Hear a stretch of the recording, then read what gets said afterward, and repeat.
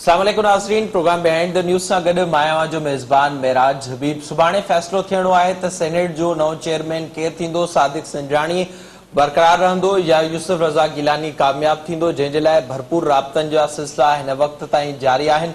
सभ खां पहिरियां अवां जे साम्हूं पार्टी पोज़ीशन रखंदासीं जेका हिन वक़्त ताईं साम्हूं अचे पई। उन मूजिबि पाकिस्तान तहरीक इंसाफ़ वटि 27 मेंबर आहिनि, जॾहिं त एमकेएम वटि 3, पाकिस्तान मुस्लिम लीग काफ वटि 1, जीडीए 1, बलोचिस्तान अवामी पार्टी 12 ऐं इंडिपेंडेंट 3 उम्मीदवार मौजूद आहिनि। हुकूमती इतिहाद वटि जेको टोटल नंबर 47 बीहे थो, जॾहिं त ॿिए पासे पीडीएम वटि पाकिस्तान पीपल्स पार्टी वटि 21 मेंबर मौजूद आहिनि, पीएमएलएन वटि 18 मेंबर आहिनि, जेयूआई वटि 5 मेंबर आहिनि, बीएनपी मैंगल वटि 2 मेंबर आहिनि, अवामी नेशनल पार्टी वटि 2 मेंबर आहिनि, नेशनल पार्टी वटि 2 मेंबर आहिनि, पख्तूनख्वा मिली अवामी पार्टी वटि बि 2 मेंबर आहिनि, जेको नंबर 52 बीहे थो। पर इसाक़ मुअत्तिल थियल आहे, हू मुल्क में मौजूद न आहे। उनजे करे अपोजिशन जे इतिहाद पीडीएम वटि टोटल नंबर सेनेट में 51 वञी बीहे पियो।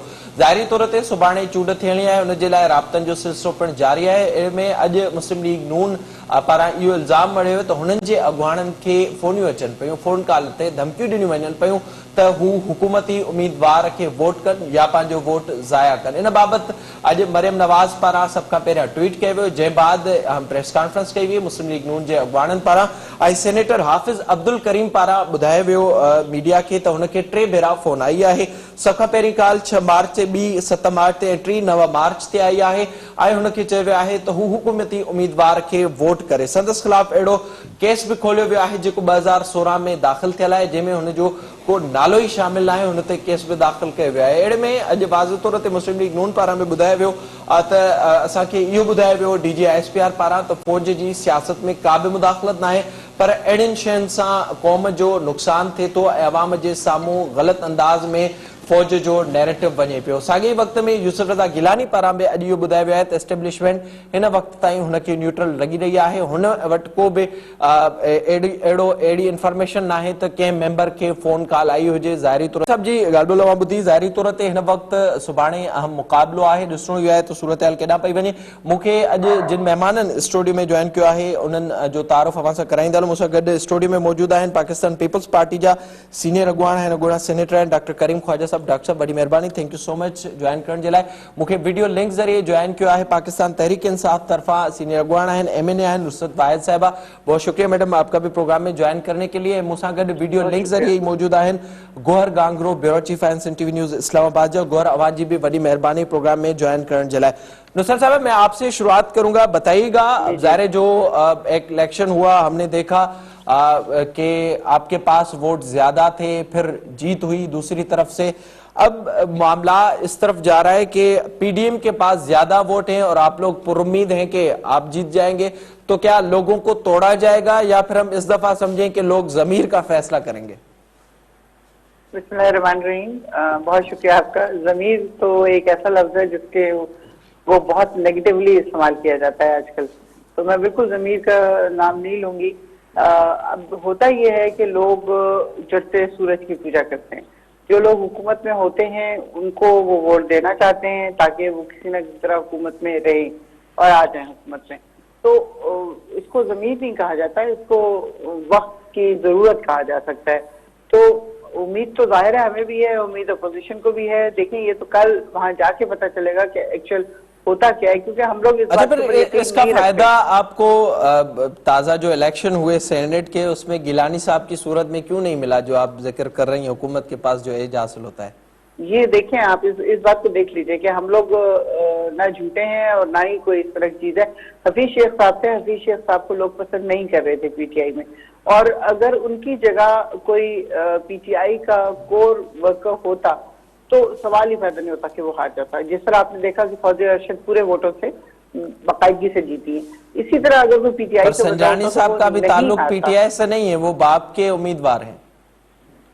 इससे फर्क नहीं पड़ा, इससे फर्क नहीं पड़ा। मैं आपको बता रही हूँ कि अगर पीटीआई का बंदा सेनेट के इलेक्शन में होता जिसमें गिलानी साहब जीते हैं और हमारे हफीज शेख साहब हारे हैं, मैं उसकी बात कर रही हूँ, आप अगले इलेक्शन की बात करें, मैं उसकी बात कर रही हूँ। उसमें अगर कोई पीटीआई का ही मेंबर होता जो बहुत पुराना था, जिस तरह फौजी अरशद हैं, वो बिल्कुल बेस से उठ के आई हैं, उन्होंने बिल्कुल शुरू से काम किया, बहुत ज्यादा काम किया, इसलिए लोगों ने रिगार्ड किया उनका और उनको पूरे वोट मिले। लेकिन यहाँ पे चूंकि लोग इस इसका बात पे मतलब राजी कि नहीं थे वोट कि इसको बिके वोट नहीं दिया जाए है तो इसे क्योंकि नहीं किया उनका गया। ताल्लुक पीटीआई से नहीं था, इसलिए लोगों ने वोट नहीं दिया। खान साहब जो कह रहे हैं कि बिल्कुल। लोग बिके हैं, वो ऐसा कुछ भी नहीं है, आप ये कह रही हैं। देखिए, अब मैं इस बारे में इसलिए कमेंट नहीं कर सकती कि मुझे एक्चुअल पिक्चर का उस वक्त पता चलेगा जब सारे प्रूफ सामने आ जाएंगे। अभी तो हमने देखा कि एक वीडियो आई जिसको एक टारगेट करके पिक्चराइज किया गया था, क्योंकि बहुत दिनों से इन सबकी कम्युनिकेशन चल रही थी। गिलानी साहब के बेटे से और फिर नासिर शाह साहब को बुलाया गया और उनसे उनकी आवाज है उसमें, तो वो डिनाई कर रहे हैं कि मेरी आवाज नहीं, किसी ने बन के कहा है।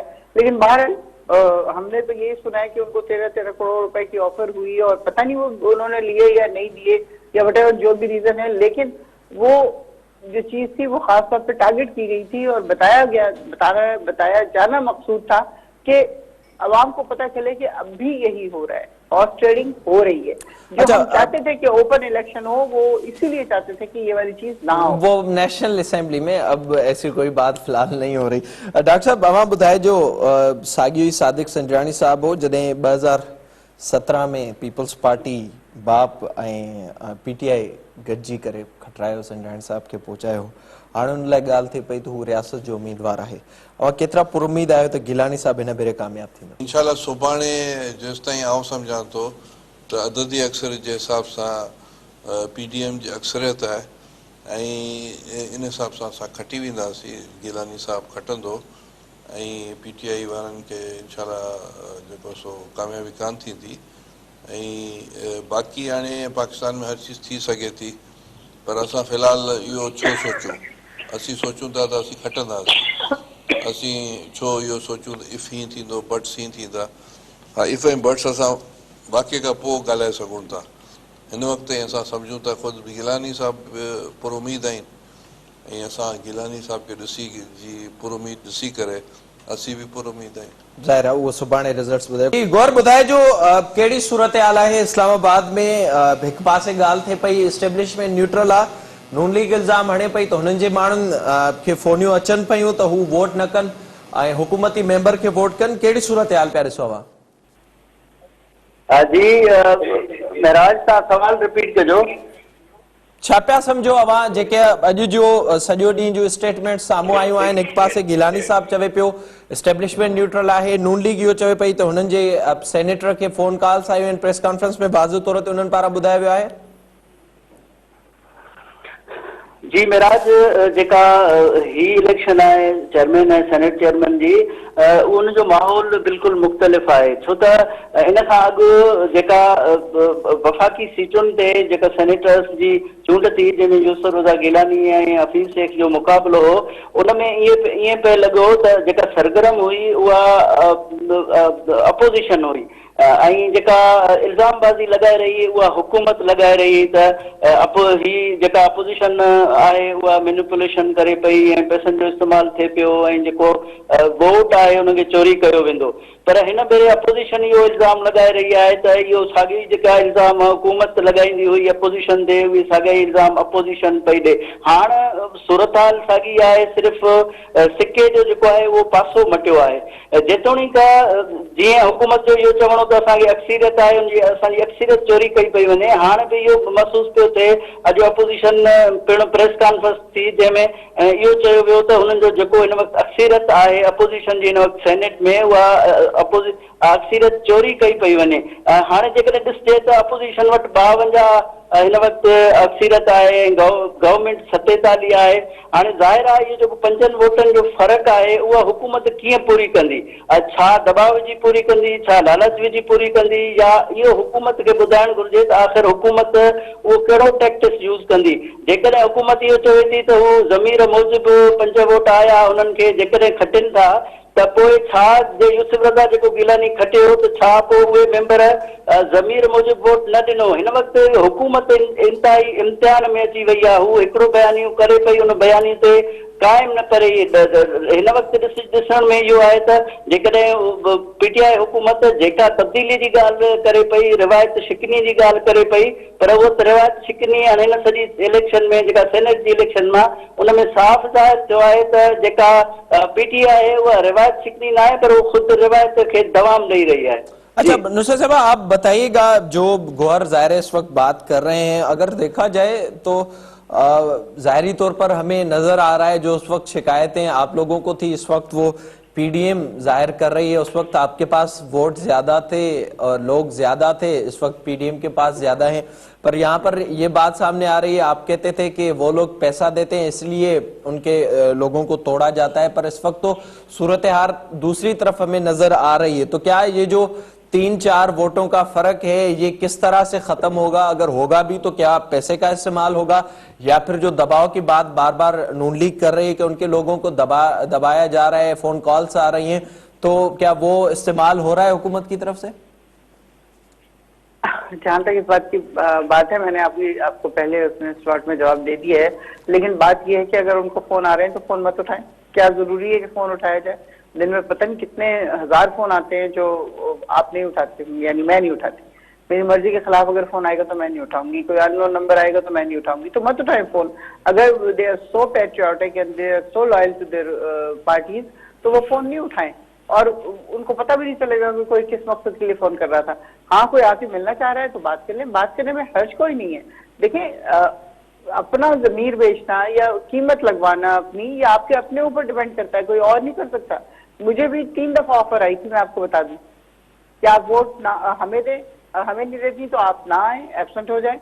तो इस किस्म की बात करने का क्या मतलब है? मुझे बताएं कि किसने आपको फोन किया था, फिर आपने वो क्यों उठाया था? जाहिर है अगर वहां से बात और जी, मैं यही बात अर्ज कर रही हूँ कि हमारे ऊपर डिपेंड करता है कि हम अगर फोन उठा लें या कोई आता है मिलने, उससे मिल के हम बात कर लें।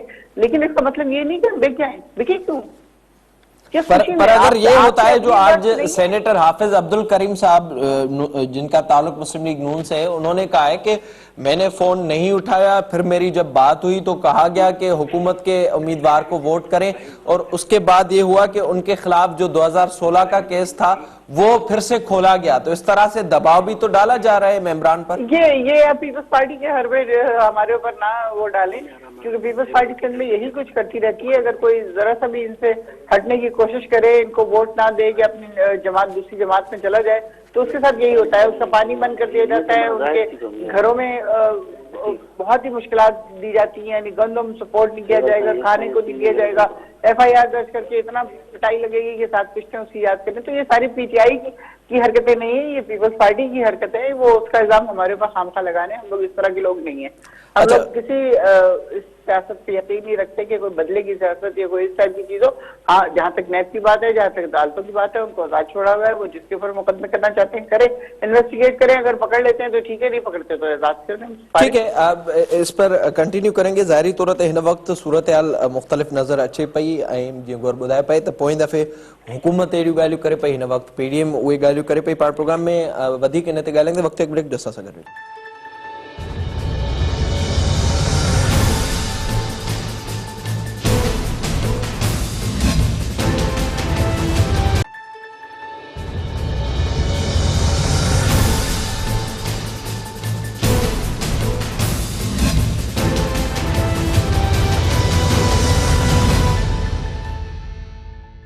प्रोग्राम में एक भेरो ॿीहर भली का डॉक्टर साहब अवां ॿुधाए जो वक़्तु तब्दील थियो आहे। ज़ाहिरी तौर ते अगरि गिलानी साहब खटियो पए त उन वक़्तु इहो चयो वियो त पंहिंजे ज़मीर जो फ़ैसिलो आहे ऐं जेके माण्हू आहिनि उहे PTI में नथा रहणु चाहिनि।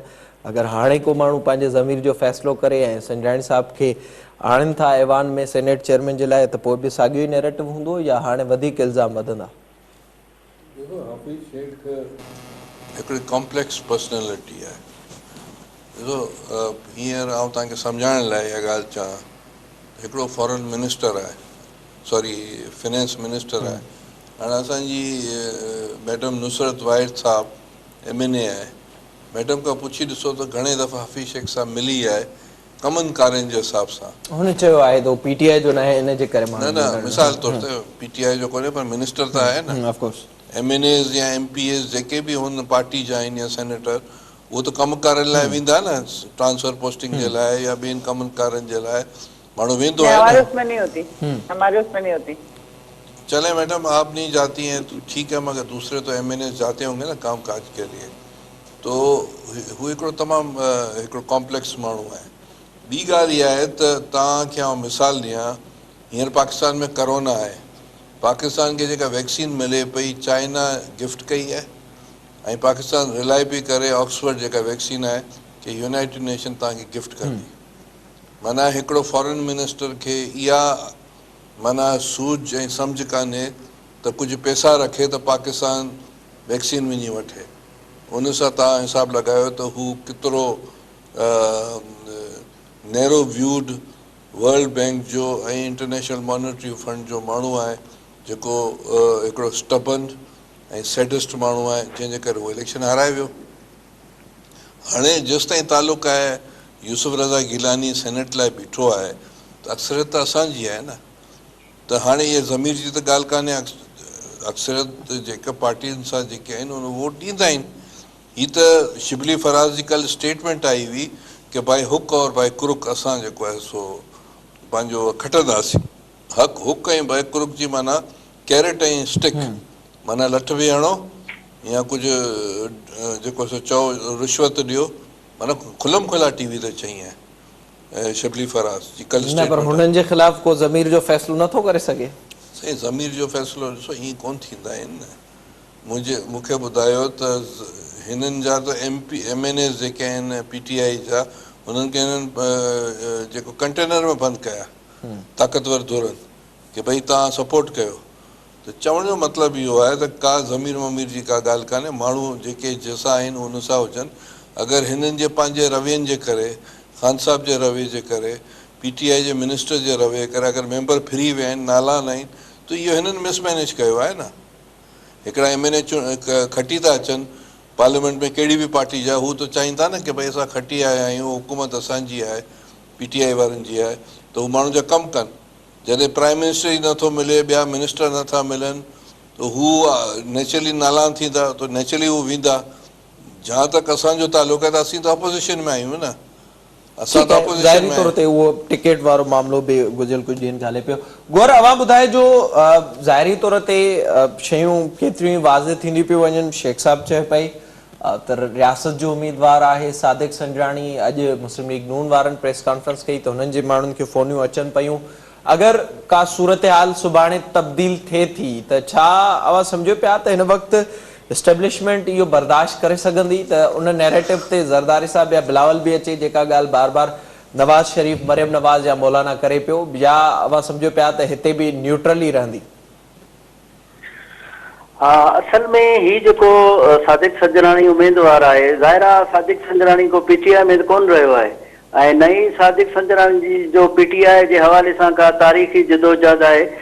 जीअं मैडम नुसरत वाहिद वेठी आहे, उनखे त सॼी ख़बर आहे त PTI में जदोजहद कंहिं कंहिं कई आहे, कहिड़ो बुनियादी कारकुन आहे, कंहिं पार्टी में कुर्बानियूं ॾिनियूं आहिनि। त सेनेट चेयरमैन जो हिकु तमामु वॾो उहिदो थींदो आहे। नंबर 1 ॻाल्हि त PTI सादिक संजराणी खे कहिड़े बुनियाद ते सेनेट चेयरमैन बणायो आहे, इहो हिन वक़्त ताईं PTI हुकूमत हिकु त वाज़े कोन कयो आहे। ॿियो इहो आहे चयो इहो पियो वञे त सादिक संजराणी न सिर्फ़ इमरान ख़ान हुकूमत जो उम्मीदवार आहे, पर इस्टेब्लिशमेंट जो बि हू ख़ासि माण्हू आहे, जंहिं सबबु मजबूर थी वई PTI हुकूमत खे सेनेट चेयरमैन थियण जे लाइ। हाणे सूरत हाल इहा आहे, इहो त वाज़े आहे त अपोज़िशन खे सेनेट में अददी अक्सीरत आहे। उसूली तौर ते त हिन वक़्तु अपोज़िशन जो सेनेट चेयरमैन अचणु खपे, पर हिन वक़्तु जॾहिं सादिक संजराणी जेकॾहिं खटे वञे थो हुनमें, त न सिर्फ़ हुकूमती सेनेटरुनि सां गॾु हूंदा ऐं पोइ इहो महसूसु कयो वेंदो त सादिक संजराणी जेको उम्मीदवार आहे उहो रियासत जो उम्मीदवार आहे। बाक़ी इहो आहे त PTI हुकूमत अञा ताईं इहो कोन ॿुधाए सघी आहे त जॾहिं खेनि अक्सीरत ई न आहे, जीअं पहिरियां चवनि पिया त असांजी अक्सीरत असां अचणु खपूं, त हाणे जॾहिं हुनजी अक्सीरत न आहे त हू कीअं खटे सघनि था। पोइ इहो ई थी सघे थो त अञा ताईं इस्टेब्लिशमेंट न्यूट्रल न आहे ऐं हुनजो किथे न किथे को न को किरदारु आहे, अगरि रिज़ल्ट मुख़्तलिफ़ अचे थो नंबर्स खां त। मेराज ज़ाहिर आहे जेको अपोज़िशन हिन वक़्तु रड़ियूं करे रही आहे, अपोज़िशन जेका हुननि जी अक्सीरत सेनेट में आहे, हू जॾहिं अक्सीरत जे बुनियाद ते उसूली तौर खटियल आहिनि, जॾहिं हू रड़ियूं कनि था त इन जो मक़सदु इहो आहे त ज़ाहिर आहे का न किथां सादिक संजराणी साहब खे का फेवर मिली रही आहे, न सिर्फ़ हुकूमत खां किथां ॿियनि हंधां बि का लॉबिंग थींदी हूंदी, को सूरत हाल थी हूंदी। हाणे मतिलबु चयो इहो पियो वञे त अपोज़िशन ते जेको ज़ोर आहे, ज़ाहिर आहे जेके ईमान वारा हूंदा उहो कोन वेंदा, काफ़ी अहिड़ा सेनेटर या पार्टियूं हूंदियूं जिन खे लालचूं बि ॾिनियूं वेंदियूं, अॻिले सेटअप जो को उन्हनि खे आसरो बि ॾिनो वेंदो, त पोइ मुख़्तलिफ़ बीमारीअ जे बहाने गैर हाज़िरी वारा मामला या कुझु बि, जीअं नुसरत वाहिद साहिबा ॿुधायो त मूंखे फ़ोन आयो त गैर हाज़िर थी वञो, त पोइ जेकर ईअं गैर हाज़िरी करे हुकूमत प्रेशर ॾेई गैर हाज़िरी कराईंदी त पोइ त उहो त साॻियो ई सूरत हाल थी वेंदी। पर सादिक संजीदरा राणी खे फेवरेट इन करे करार ॾिनो पियो वञे छो त न सिर्फ़ु हुकूमत जो हथु आहे पर शफ़क़त जा ॿिया बि हथ आहिनि, जंहिं सबबु सादिक संदराणी फेवरेट करार ॾिनो थो वञे। बाक़ी नुसरत इहो साहब, त वाज़ेह आहे त आप बताइएगा ये क्यों होता है आप लोगों के साथ कि जब भी पीटीआई का, ज़ाहिर है संजानी साहब को खान साहब ने नामजद किया, हालांकि उसका ताल्लुक बाप से है, अब अपोजिशन ये कह रही है कि वो एस्टेब्लिशमेंट उसके साथ है, फिर शेख रशीद साहब ये कह रहे हैं कि वो सिर्फ हुकूमत का नहीं रियासत का भी उम्मीदवार है, तो ये खुद ब खुद चीजों को आप लोग कंफ्यूज कर रहे हैं, ये तासुर दे रहे हैं कि सीधी तरह से फौज जो है इन्वॉल्वमेंट कर रही है सियासत में। नहीं, मुझे बताइए, वो तो पहले भी चेयरमैन रहे हैं ना, तो उन्होंने क्या ऐसे गड़बड़ की, क्या रियासत को नुकसान पहुंचाने की कोशिश की, या क्या उन्होंने प्रिविलेज लेने की कोशिश की फौज से या किसी और से? वो तो पहले भी थे और पहले भी बिल्कुल उन्होंने सही सही काम किया, और आज भी वो अगर उम्मीदवार है तो उसमें क्या फर्क पड़ता है? बाप पार्टी या पीटीआई या पीपल्स पार्टी या कोई भी जो मुल्क के लिए बेहतर काम करना चाहता है, हुकूमत समझती है, रूलिंग पार्टी समझती है कि वो हमारी तरफ से बेहतर काम करेंगे, तो उनको वो नॉमिनेट कर देते हैं। अब जिस तरह जो इनकी अलायंस है 11 पार्टीज की, उन्होंने गिलानी साहब को मुंतखब कर लिया है। आपको पता है कि गिलानी साहब को चाहते हैं कि वो जीत जाए और सेनेट के चेयरमैन हो, लेकिन गिलानी साहब के जो पिछले काम हैं वो सबकी नजरों में है, सबको पता है कि वो क्या थे, कैसे थे, कौन थे, क्या क्या कुछ उन्होंने किया, तो वो चीज सामने आती है।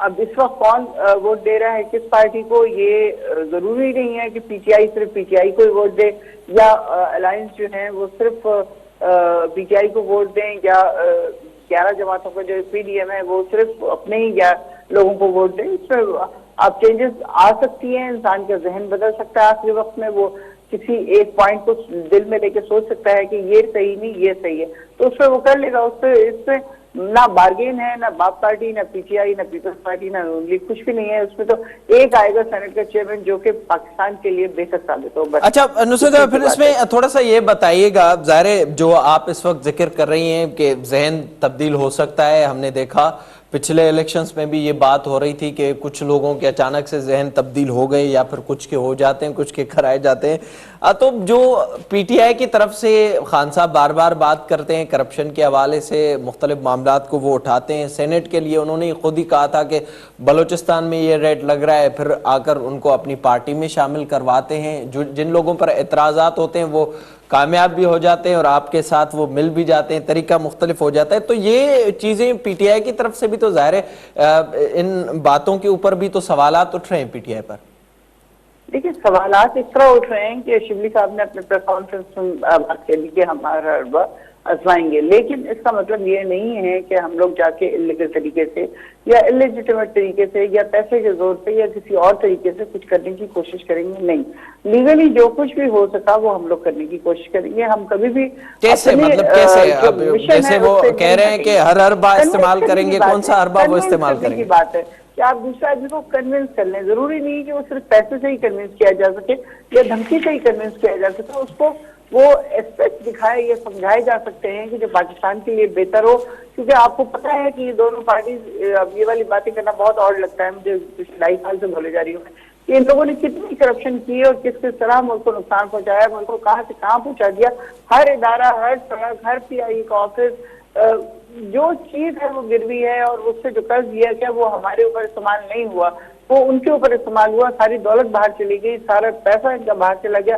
इन्होंने इन्वेस्टमेंट की एक इत्तेफाक फाउंड्री से, अब पता नहीं कितनी फाउंड्रीज हैं, एक ये हम बहुत अरसे से सुन रहे हैं। अब मेरे ख्याल में इस चैप्टर को तो क्लोज होना चाहिए। इतने अरसे से ये बात सुनी जा रही है कि अकबर हो गई है, लेकिन उसके बावजूद अगर इस तरह के क्वेश्चन आता है कि पीटीआई कुछ इलीगल काम कर रही है, तो आई एम सॉरी, इस तरह का कोई काम कभी नहीं होगा।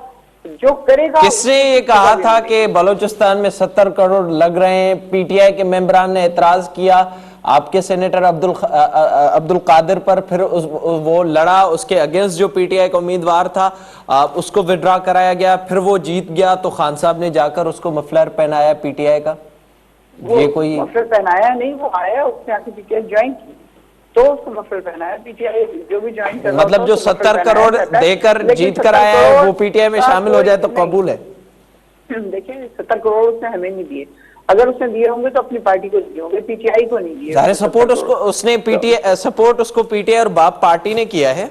बिल्कुल अलायंस है हम लोग, इसलिए कर दिया होगा उन्होंने, बाप पार्टी ने भी उसको सपोर्ट कर दिया होगा और हम तो पहले से कर रहे थे उसको सपोर्ट। लेकिन इसमें पैसा जो मैं बिल्कुल नहीं समझती कि हमारी पार्टी ने किसी किस्म का कोई पैसा लिया है उससे। डॉक्टर साहब अवां ॿुधाए जो जेका सूरत हाल असां ॾिसूं पिया कन्विंस करण जा ज़ाहिरा मुख़्तलिफ़ तरीक़ा थियनि पिया, अवां बि सेनेटर रहिया आहियो, हिन भेरे असांखे मुख़्तलिफ़ सूरत हाल नज़र अचे पई। अगर वाकई नतीजनि में का तब्दीली आई या जेका गिलानी साहब ॻाल्हि करे पियो त एस्टेब्लिशमेंट न्यूट्रल आहे त छा पोइ पीपल्स पार्टी बि असांखे एग्रेशन ॾेखारींदे नज़र ईंदी, एग्रेसिव थींदी जहिड़े तरीक़े सां हिन वक़्तु नून लीग ऐं JUF ॻाल्हि करे पई? आउं एज़ अ पॉलिटिकल वर्कर ऐं सोशल साइंटिस्ट मुंहिंजो पंहिंजो हिकिड़ो तजुर्बो आहे, पर जीअं त गिलानी साहब चयो आहे त एस्टेब्लिशमेंट न्यूट्रल आहे, त आउं गिलानी साहब खे ॾिसंदे आउं चवंदुसि त लेट्स सी सुभाणे रिज़ल्ट छा थो अचे ऐं उन खां पोइ असां कुझु तजुर्बो करे सघंदासीं ऐं पंहिंजो होप हुन रखी आहे। गिलानी साहब सुठी ॻाल्हि आहे, होप रखणु खपे।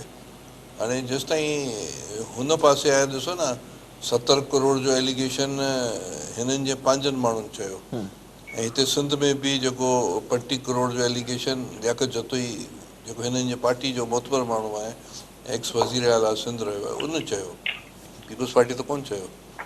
ऐं नेचुरली ॿियो शिबली फराज़ी जेका स्टेटमेंट आहे कैरेट ऐं स्टिक वारी, त इन सां त इन हिसाब सां जेको आहे सो असां सम्झां थो त शयूं जेके हिननि वटि डबल स्टैंडर्ड्स आहिनि ऐं हिन जो नैरेटिव जेको आहे टोटल फेल थी चुको आहे पीटीआई वारनि जो। सुभाणे छा थो थिए, हाणे सुभाणे खां पोइ डिसिसिव डे आहे, त आया उन मां शयूं चिटियूं तौर ते वाज़े थी वेंदियूं त छा शयूं आहिनि ऐं छा शयूं न आहिनि। ऐं यकीनन सुभाणे जे फ़ैसिले खां पोइ पाकिस्तान जी जनरल सीनरियो ते ॾिसो न, ही गवर्नमेंट जी ॻाल्हि था कयो। मां गुज़िरियल 1 महीने खां तव्हां ॾिसो त म्यांमार या बर्मा उते मिलिट्री कॉप आयो आहे, कूदेता थियो आहे, पाकिस्तान जी गवर्नमेंट कंडेम कोन कयो आहे, यूनाइटेड नेशन कंडेम कयो आहे, यूरोपियन यूनियन कंडेम कयो आहे, सॼी दुनिया कंडेम कयो आहे, हिननि कंडेम ताईं कोन कयो आहे। ज़ाहिरा असांखे त इहो हुयो त जज़्बाती ही सिविलियन गवर्नमेंट आहे न। अच्छा, ॿी ॻाल्हि आहे त संजराणी खे ही इन करे आणणु था चाहिनि त सेनेट खे डिसफंक्शनल कजे। हुन 3 साल सेनेट में कानून साज़ी वॾे पैमाने ते कान थी, सवाल जवाब कोन थिया, इवन सेशन कोन पिया हलिया। अहिड़े नमूने नेशनल असेंबली खे बि हिननि डिसफंक्शनल कयो आहे। त जॾहिं खां तहरीक इंसाफ़ जी गवर्नमेंट आई आहे, ॿिन्ही ऐवाननि खे डिसफंक्शनल करण जी बिल्कुलु हुननि डिसफंक्शनल करे हलायो आहे, सेनेट खे बि ऐं नेशनल असेंबली खे। त नैरेटिव इहो आहे त सो कॉल्ड पॉपिट्स वेठा हुजनि, असल जेके शयूं आहिनि उहे पोयां था हलनि। लेट्स सी सुभाणे ज़ाहिरा हुन जो नतीजनि सां ख़बर पवंदी। गौर अवां ॿुधाए जो जमायत इस्लामी को फ़ैसिलो करे सघी आहे अॼु जे ॾींहं में त हुनखे कंहिंखे वोट ॾियणो आहे? गॾो गॾु इहो बि ॿुधाइजो त MQM जे हवाले सां बि ख़बरूं साम्हूं अचनि पियूं त सब्ज़वारी साहब ॻाल्हि कई त हुननि जा ख़दशा हिन वक़्त ताईं बरक़रार आहिनि। जी, जेतोणीक गवर्नमेंट जा जेके अलाइज़ आहिनि उहे हिन वक़्त ताईं त उहो इक़रार करे रहिया आहिनि। इवन MQM बि ईअं न चयो आहे त वोट न कंदासूं, पर MQM जेका मुलाक़ात कई वज़ीर आज़म सां हुन में पंहिंजे ख़दशनि जा इज़हार पिणु कयो ऐं MQM जो इहो ट्रैक रिकॉर्ड रहियो आहे त जॾहिं बि MQM जी कंहिं हुकूमत खे ज़रूरत पवंदी आहे त हू पंहिंजा मुतालबा रखी मञाइण जी कोशिशि कंदा आहिनि। जेतोणीक उन्हनि खे इहो आसिरो त ॾिनो वियो आहे त तव्हांखे जेके बि कराची जे हवाले सां वफ़ाक़ी प्रोजेक्ट्स हूंदा तव्हां मुशावरत में शामिलु हूंदो, तव्हांखे ऑन बोर्ड कयो वेंदो, पर हिन वक़्त ताईं हू चाहे रहिया आहिनि त हुननि खे का ठोस ऐं ख़ालिस इंश्योर करायो वञे। जेतोणीक फ़रोग़ नसीम जो MQM सां तालिक़ हो ऐं ख़ालिदा अजीब साहिबा जेका इद्दत में हुई, शक हुयो त उहो शायदि न अचे, फरोग नसीब अमेरिका में हुजण करे न अची सघे, पर इहो ताज़ा तरीन ख़बरूं इहो आहिनि त फरोग नसीब अमेरिका खां रवानो थी चुको आहे ऐं हू कनेक्टेड फ्लाइट आहे ऐं हू सुबुह ताईं हू पहुची वेंदो। जॾहिं त सेनेटर ख़ालिदा आतिफ पिणु उहा शिरकत करे रही आहे। बग़ैर त इहो आहे तव्हां जमात इस्लामी चयो जेतिरो जमात इस्लामी हिन वक़्त ताईं को ऐलान न कयो आहे, हिसो अपोज़िशन जो आहे, पर हिन वक़्त ताईं उहा ठीक है गौर, आप बताइएगा नुसरत साहबा, ये क्या हो जाता है खास करके एमक्यूएम को जब ऐसे मौके आते हैं तो वो अपने मुतालबात की भी बात करते हैं और दूसरी चीजें भी सामने आ जाती हैं, फिर वो रिजर्वेशंस का बार बार इजहार करते हैं। खास करके एमक्यूएम को क्या मसला है इनके साथ? भाई यही एक वक्त होता है अपनी डिमांड मनवाने का, तो वो क्यों ना करें? वैसे क्यों नहीं सुनते आप लोग उनकी? वैसा भी तो सुनते हैं, बहुत हद तक सुनते हैं, क्योंकि आपको पता है कि यहाँ वजारतें उनको मिली हुई हैं, फिर पार्लियामेंट्री सेक्रेटरीज के जो हेड हैं वो हैं उनकी खातून जोहरा साहिबा। तो ऐसी बात नहीं कि हम लोग नहीं सुनते हैं, लेकिन अब उनको आदत है हमेशा से इसी तरह की कि वो अपनी डिमांड्स लेके आते हैं और उनकी डिमांड्स पूरी होती हैं। आपको उम्मीद है कि कल वो आपको ही वोट करेंगे? जी जी। अच्छा, जीटीए जो पीपल्स पार्टी जीटीए जो करो मुतालबो मुझे एक मिनट प्लीज मुझे अपनी बात कंप्लीट कर लेने कि उन्होंने कहा है कि शहरी आबादी के ऊपर अगर पीपल्स पार्टी आइंदा तवज्जो देगी तो हम सोचेंगे। ज़ाहिर है वो पीपल्स पार्टी से भी मिल रहे हैं और जीडीए के साथ नॉट कराची। ठीक है, बहुत शुक्रिया आपका प्रोग्राम में वक्त देने के लिए। गौर अमान जी वॾी महिरबानी। डॉक्टर साहब thank you so much for joining. ज़ाहिरी तौर ते सुभाणे सेनेट जो चूंडूं थियणियूं आहिनि। हिकु पासे ॻाल्हि थिए पई इस्टेब्लिशमेंट जे न्यूट्रल थियण जे हवाले सां, ऐं ॿिए पासे ॻाल्हि थिए पई त सादिक संजराणी उम्मीदवारी इस्टेब्लिशमेंट जो आहे। ॾिसणो इहो आहे त सुभाणे कंहिंखे कामयाबी मिले थी। ज़ाहिरी तौर ते 3 वोट वधीक आहिनि पीडीएम वटि, ऐं सुभाणे जा नतीजा अॻिते जी पीडीएम जो लाइअमल बि तय कंदा। अगरि सुभाणे गिलानी साहब हाराए वञे थो त उनखां पोइ पाकिस्तान पीपल्स पार्टी जेका पीडीएम जी स्ट्रगल में शामिल आहे उहा पंहिंजे नैरेटिव में भी का तब्दीली आणे सके थी। मौलाना साहब अॻु में ही ॻाल्हि करे चुको आहे त उन्हनि खे सभिनी जी ख़बर आहे, हू सभिनी खे निर्वार कंदा। अगरि सुभाणे नतीजनि खे तब्दील कयो वियो, साॻी ॻाल्हि मुस्लिम लीग नून भी कई आहे त उन्हनि खे ख़बर आहे कंहिं कॉल कई आहे सेनेटर हाफ़िज़ अब्दुल करीम खे, उन्हनि वटि सॼो रिकॉर्डिंग मौजूदु आहे। अगरि नतीजा तब्दील थिया त पोइ उहे इन्हनि माण्हुनि खे साम्हूं आंदो वेंदो। ॾिसणो इहो आहे त एस्टेब्लिशमेंट वधीक बर्दाश्त करे सघे थी पाण ते तनक़ीद ऐं अहिड़े तरीक़े सां नाला वठी करे साम्हूं अचण, या पोइ नतीजनि में का तब्दीली। असां सुभाणे ॾिसंदासीं। प्रोग्राम वक़्तु आहे जुड़ने ते पोइ तो पंहिंजे मेज़बान मेराज हबीब खे ॾींदा इजाज़त। अल्लाह ने